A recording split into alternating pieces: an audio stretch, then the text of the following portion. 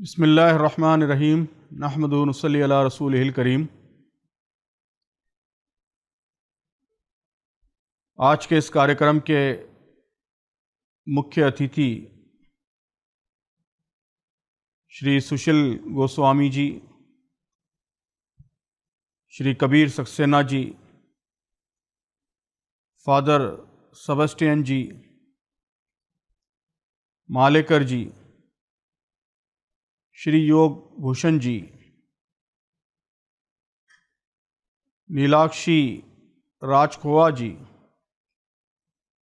गुरमेंद्र सिंह जी और जनाब इकबाल मुल्ला साहब, और प्रिय भाइयों और बहनों, मुझे बेहद खुशी है कि एक अहम विषय पर आज विविध धर्मों से संबंधित रखने वाले धर्मगुरुओं ने बहुत कीमती बातें हमारे सामने रखी हैं। इस समय हमारे देश के सामने जो असल चैलेंज है वो नैतिकता ही का चैलेंज है। किसी भी देश को न धन दौलत महान बनाती है, न शक्ति और ताकत महान बनाती है, न डिप्लोमेसी से कोई देश बड़ा बनता है और न उद्योग और व्यापार से कोई देश बड़ा बनता है। देशों और कौमों की सबसे बड़ी शक्ति और उनकी महानता उनकी नैतिकता से जुड़ी होती है। उच्च नैतिकता या आला अखलाक ही किसी कौम को या किसी देश को महान बनाते हैं। तो इस संदर्भ में जब हम देखते हैं तो जैसा कि हमारे धार्मिक गुरुओं ने भी कहा है कि इस समय नैतिक संकट ये हमारे देश की एक बड़ी समस्या है।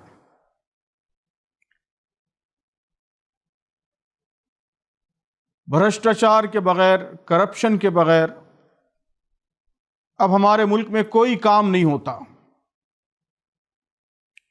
पढ़े लिखे लोग भी ना ट्रैफिक नियमों का पालन करते हैं और ना ईमानदारी से टैक्स अदा करते हैं। सड़कों पर झगड़े आम बात हो गई है और सबसे बढ़कर, जैसा कि आज कई वक्ताओं ने स्पष्ट किया है, सांप्रदायिकता, नफरत, घृणा और अत्याचार ये हमारे देश में ये बुराइयां तेजी से आम होती जा रही हैं और अब ये हमारे मुल्क का एक अहम मुद्दा बन गया है। तो भाइयों और बहनों, सबसे अहम प्रश्न ये है कि नैतिकता क्या है?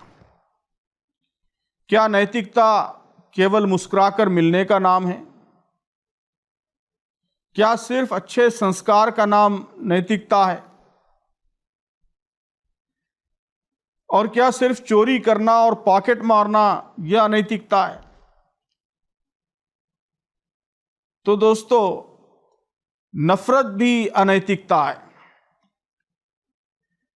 द्वेषपूर्ण भाषण, हेट स्पीचेस, लोगों को भड़काना, एक दूसरे के खिलाफ लड़ाना, यह भी अनैतिकता है। गरीबों का खून चूस कर चंद पूंजीपतियों के हाथों में, चंद सरमायादारों के हाथों में देश के सारे धन को, सारी संपत्ति को केंद्रित कर देना, यह बहुत बड़ी अनैतिकता है। पर्यावरण के संतुलन को बिगाड़ना, उसको नुकसान पहुंचाना, यह अनैतिकता है। कुरान मजीद की एक मशहूर आयत है जिसे मुसलमान हर जुमा के खुतबे में ज़रूर पढ़ते हैं। इस आयत में कुरान ने नैतिकता का सारांश, उसका पूरा खुलासा बयान कर दिया है। इन्नल्लाह यअमुरु बिल अदली वल इहसानी व ईताई ज़िल क़ुरबा व यन्हा अनिल फ़हशाई वल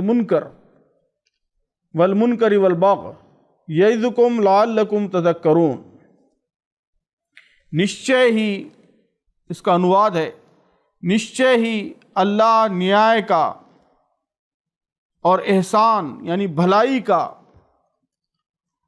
और नातेदारों को उनके अधिकार देने का आदेश देता है और अश्लीलता से, बुराई से और सरकशी से रोकता है। वो तुम्हें नसीहत करता है ताकि तुम ध्यान दो। तो अल्लाह न्याय और एहसान का हुक्म देता है और बदी, बेहयाई, जुल्म और ज़्यादती से मना करता है। तो इससे मालूम होता है कि कुरान के नज़दीक सबसे बड़ी जो नैतिक मूल्य है, सबसे बड़ी जो मोरल वैल्यू है, वो जस्टिस है, न्याय है। और सबसे बड़ी अनैतिकता वो अत्याचार है, जुल्म है। लोगों के साथ भलाई करना, एहसान करना, करीबी लोगों के साथ दया, ये नैतिकता का मूल स्रोत है। और अत्याचार के साथ साथ अश्लीलता, अपराध, ये अनैतिकता है। न्याय का मतलब यही है कि हर इंसान को उसका हक दिया जाए, किसी के साथ नाइंसाफ़ी ना हो, अन्याय ना हो। सिर्फ अपने संप्रदाय की बात करना,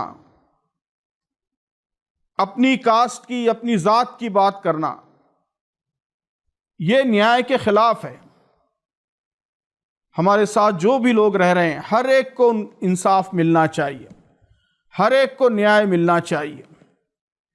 कुरान ये भी वार्निंग देता है कि अगर किसी कौम के साथ, किसी गिरोह के साथ लड़ाई भी हो, दुश्मनी भी हो, तब भी ऐसा गुस्सा नहीं पैदा होना चाहिए कि उसकी वजह से हम न्याय के रास्ते से हट जाएं, दूसरों के साथ अन्याय करने लगे, नाइंसाफ़ी करने लगे। तो सज्जनों और दोस्तों, मैं समझता हूं कि मज़हब के मानने वालों की, धार्मिक गुरुओं की और धर्म के मानने वालों की ये जिम्मेदारी है कि वो नैतिकता के और न्याय के पथ प्रदर्शक बने, अलमबरदार बने और इन मूल्यों को आम करने के लिए सामने आए। हमारे धर्म गुरुओं ने बहुत अहम बात कही है कि धर्म, मज़हब, ये इंसान को खुदा से भी जोड़ता है और बंदों से भी जोड़ता है। मैं इस्लाम का विद्यार्थी हूँ। इस्लाम की हर इबादत ये इंसान को खुदा से भी जोड़ती है और खुदा के बंदों से भी उसके संबंध को मजबूत बनाती है। हम नमाज पढ़ते हैं तो खुदा के आगे सजदा करते हैं, उसकी प्रशंसा करते हैं, हम्द व सना करते हैं और साथ ही नमाज में दूसरे इंसानों के साथ, हर नस्ल के, हर ज़ात के इंसानों के साथ, अमीर गरीब के फ़र्क को मिटाकर कंधे से कंधा जोड़कर खड़े होते हैं और इंसानी बराबरी का पाठ प्राप्त करते हैं। अभी रमज़ान चल रहा है, मुसलमान रोज़े रख रहे हैं। रोज़े के ज़रिए खुदा से प्रेम भी पैदा करते हैं और इंसानों की भूख का, उनकी प्यास का अनुभव करते हैं। गरीब इंसानों के प्रति सहानुभूति, हमदर्दी का जज्बा पैदा करते हैं। ज़कात के ज़रिए अपने माल को भी पाक करते हैं और गरीबों की समस्याओं का निवारण भी करते हैं। इस तरह हर इबादत हमको इंसानों के साथ अच्छे व्यवहार, बेहतर अखलाक और उनके साथ न्याय की शिक्षा देती है, उसका प्रशिक्षण देती है। लेकिन आज इबादतें सिर्फ रस्म बन गई हैं, सिर्फ अनुष्ठान या कर्मकांड बनकर रह गई हैं। उनकी आत्मा को, उसकी रूह को हमने ख़त्म कर दिया है।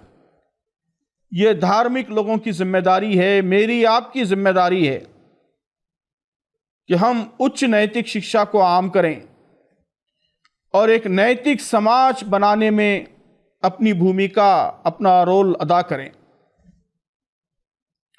भाइयों और बहनों, बदकिस्मती की बात यह है कि मज़हब, धर्म जो सबसे ज़्यादा नैतिक मूल्य पैदा करने के लिए जिम्मेदार है, आज मजहब ही का सबसे ज़्यादा अन्याय और अत्याचार के लिए दुरुपयोग हो रहा है, जुल्म और नाइंसाफ़ी के लिए दुरुपयोग हो रहा है। मजहब को फित्ना फसाद का, मिसचीफ का माध्यम बनाने की कोशिश हो रही है। ये मजहब का सबसे बड़ा अपमान है। अगर कोई मुसलमान इस्लाम के नाम पर, धर्म के नाम पर, इस्लाम के नाम पर किसी इंसान की हत्या करता है, हिंसा करता है, खून बहाता है, लोगों को जिंदा जलाता है, दूसरों के धार्मिक स्थलों के सामने शोर और हंगामा करता है, तो मेरे ख्याल में वो इस्लाम का अपमान करता है। वो इस्लाम का सबसे बड़ा दुश्मन है। वो इस्लाम की गलत नुमाइंदगी कर रहा है। ये मेरी जिम्मेदारी है कि उसका हाथ पकड़ूं। इसी तरह अगर कोई हिंदू मजहब के नाम पर अनैतिकता फैलाता है, नफरत फैलाता है, तो वो हिंदू मजहब का अपमान करता है, वो हिंदू मजहब का दुश्मन है। धार्मिक गुरुओं की और धार्मिक लोगों की यह जिम्मेदारी है कि उसका हाथ पकड़ें। तो मोहतरम भाइयों और बहनों, नैतिकता के अक्सर पहलू ऐसे हैं जिन पर हम सब, यहाँ जितने धर्म के मानने वाले और धर्मगुरु जमा हैं, वो सब सहमत हैं। हमारे दरमियान सहानुभूति है, इत्तेफाक है, सहमति है। हम सब जुल्म को, अत्याचार को गलत समझते हैं, उसे अनैतिकता समझते हैं, अपने मजहब के खिलाफ समझते हैं, नफरत को, घृणा को गलत समझते हैं, फितना फसाद को गलत समझते हैं, भ्रष्टाचार को, करप्शन को, बेईमानी को गलत समझते हैं, झूठ को, धोखे को गलत समझते हैं। तो आइए इन बुराइयों के विरुद्ध हम मिलजुल कर आंदोलन चलाएं। हम सब मिलकर इस मुल्क को इन बुराइयों से पाक करने की कोशिश करें। उसी तरह बास बातें ऐसी हैं जिन पर हमारी सोच अलग अलग है, हमारी आस्थाएं और मान्यताएं भी अलग अलग हैं। आज इन मतभेदों ही को फितने का, फसाद का जरिया बनाया जा रहा है। तो आइए हम धर्मगुरु, मजहबी लोग, इनके सिलसिले में भी एक सभ्य और विनम्र रास्ता इस मुल्क के इंसानों को दिखाएं। हम दिखाएं कि अलग अलग विचारों के मानने वाले वो एक दूसरे के अधिकारों का सम्मान कर सकते हैं। हम अपने अलग अलग विचारों पर आपस में बात करेंगे, डायलॉग करेंगे। जहां एग्रीमेंट होता है, सहमति होती है, वहां मिलजुल कर काम करेंगे। और जहां एग्रीमेंट नहीं होता, वहां we will agree to disagree, कि हम अपने अपने विचारों पर, अपनी अपनी आस्थाओं के अनुसार चलने का हर एक का अधिकार तस्लीम करते हुए एक दूसरे के साथ कोऑपरेशन करेंगे। तो यह रास्ता आइए हम पूरे मुल्क को दिखाएं। यही हमारी असल जिम्मेदारी है। तो तारीख़ के इस नाजुक मोड़ पर हमारे मुल्क में उच्च नैतिकता की तहरीक इस वक्त सबसे बड़ी ज़रूरत है। तो आइए हम सब मिलकर इस तहरीक को आगे बढ़ाएं। आज जिन धर्मगुरुओं ने इस परिसंवाद में हिस्सा लिया और अपने बहुमूल्य विचारों से हम सबको फ़ायदा पहुंचाया, मैं उन सब का शुक्रिया अदा करता हूं और उम्मीद करता हूं कि नैतिकता को आम करने इस मुबारक कोशिश में उनका ताउन हरदम हासिल रहेगा। बहुत शुक्रिया। जज़ाकुमुल्लाह।